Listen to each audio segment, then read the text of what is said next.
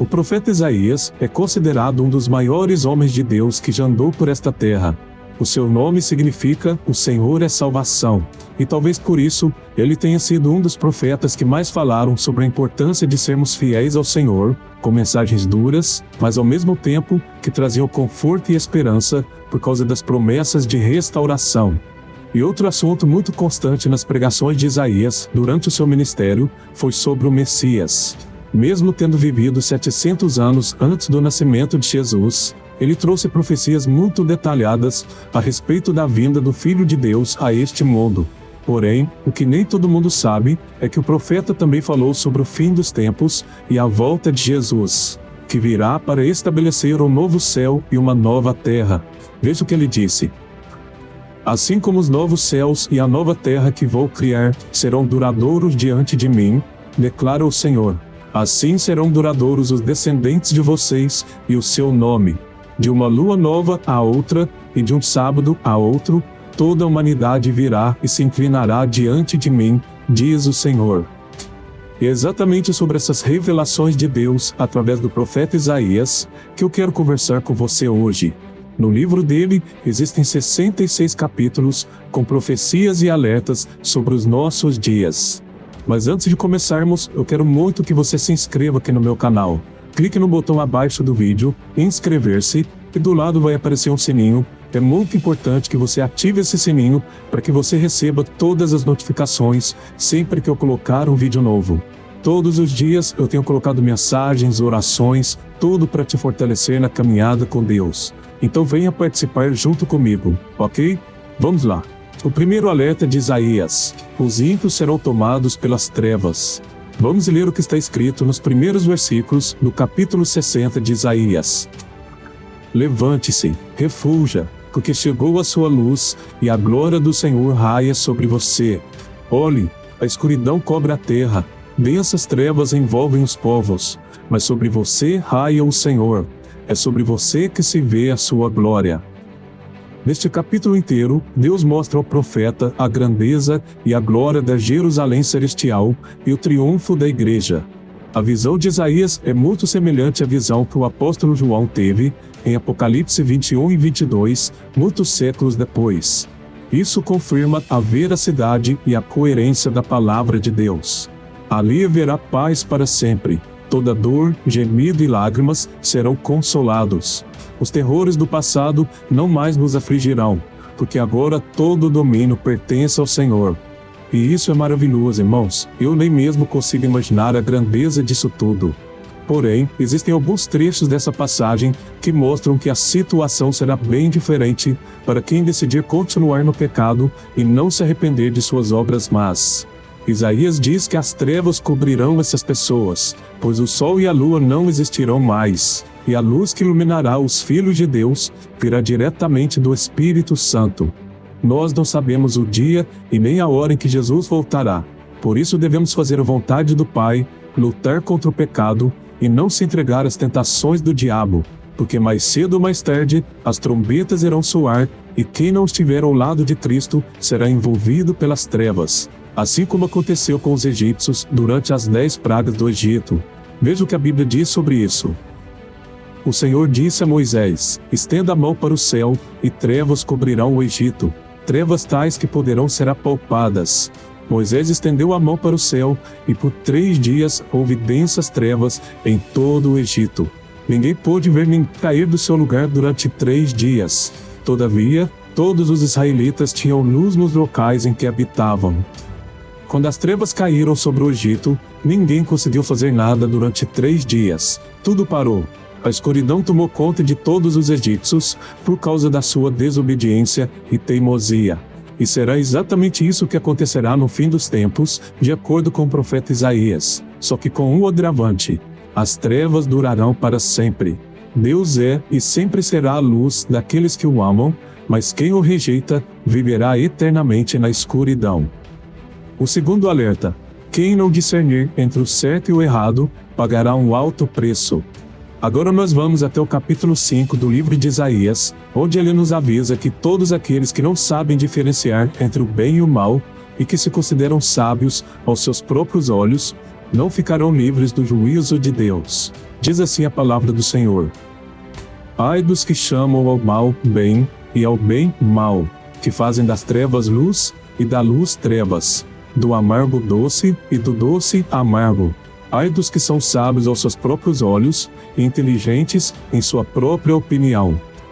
Muitas vezes, quando nós pensamos em batalha espiritual, logo imaginamos anjos lutando contra demônios, não é verdade? Mas na maioria das vezes, essas batalhas acontecem diante dos nossos olhos, quando surgem em nosso caminho escolhas certas e erradas, boas e más, e que vão nos fazer tomar decisões de vida ou de morte.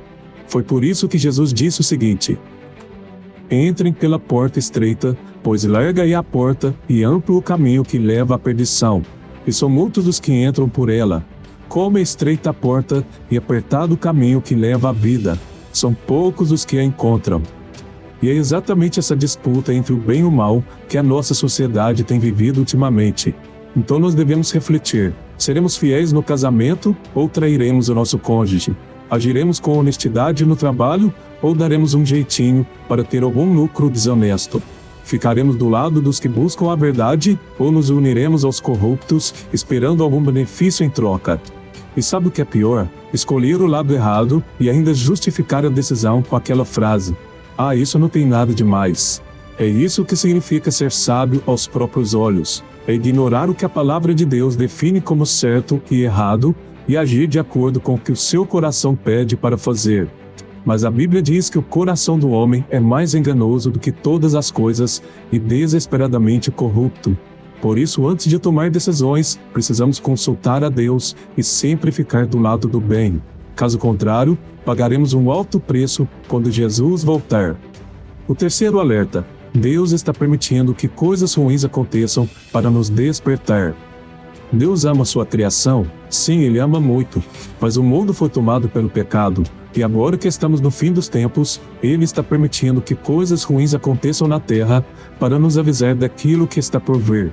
Vamos ler o que o profeta Isaías escreveu no capítulo 26. A minha alma suspira por ti durante a noite, e logo cedo meu espírito por ti anseia. Pois quando se veem na terra as tuas ordenanças, os habitantes do mundo aprendem justiça. Nesta passagem, as ordenanças são as catástrofes, as tragédias e as coisas ruins que acontecem na terra. A Covid-19, por exemplo, é uma ordenança que está causando dor e medo em todo o planeta. Já foram milhões de mortos em todo o mundo em menos de 2 anos, e ainda não descobrimos uma cura efetiva para esta doença. Isso significa que o coronavírus foi enviado por Deus para nos castigar? Não, mas Ele permitiu que isso acontecesse para que aprendêssemos a depender do seu poder e misericórdia para nos salvar, antes que coisas piores comecem a acontecer aqui na terra. Em Apocalipse capítulo 16, o apóstolo João narra a visão que ele teve sobre as 7 taças da ira de Deus, que serão derramadas sobre os seguidores do anticristo, depois que a 7ª trombeta tocar. E em cada taça uma desgraça virá. A primeira causará feridas nos corpos das pessoas, a segunda matará todos os animais marinhos, a terceira transformará o mar em sangue, a quarta fará com que o calor do sol mate as pessoas, a quinta causará uma dor insuportável aos sobreviventes, a sexta simbolizará a morte do anticristo, e a 7ª trará o maior terror de todos os ímpios, o juízo final que os mandará para a eternidade no inferno. E por que o profeta Isaías nos faz esse alerta? Para que entreguemos a nossa vida a Jesus o quanto antes e andemos de acordo com a sua palavra. Amém? O quarto alerta: Deus é bom, mas Ele também é justo. Quem nunca ouviu pelo menos uma vez na vida aquela frase: Deus é bom o tempo todo? E isso é verdade. O Senhor é tão bom que deu a vida do próprio Filho para que pudéssemos ser libertos do pecado e nos reconciliássemos com Ele através do sangue de Cristo. Mas Ele não será bom com todos no fim dos tempos. Em Isaías 24, o profeta disse: a terra foi despedaçada, está destruída, totalmente abalada. A terra cambaleia como um bêbado, balança como uma cabana ao vento, tão pesada sobre ela é a culpa de sua rebelião, que cai para nunca mais se levantar. Naquele dia, o Senhor castigará os poderes em cima nos céus e os reis embaixo na terra. Eles serão arrebanhados como prisioneiros numa masmorra, trancados numa prisão e castigados depois de muitos dias. Como podemos ver no terceiro aviso, aqueles que preferiram servir ao diabo, ao invés de servir a Jesus, serão punidos com os julgamentos que virão com as 7 taças. E tudo isso não vai acontecer porque Deus é mau, mas sim porque Cristo é santo e ele não pode viver em meio ao pecado. No capítulo 13, o profeta Isaías nos avisa: Vejam, o dia do Senhor está perto, dia cruel, de ira e grande furor, para devastar a terra e destruir os seus pecadores. As estrelas do céu e as suas constelações não mostrarão a sua luz.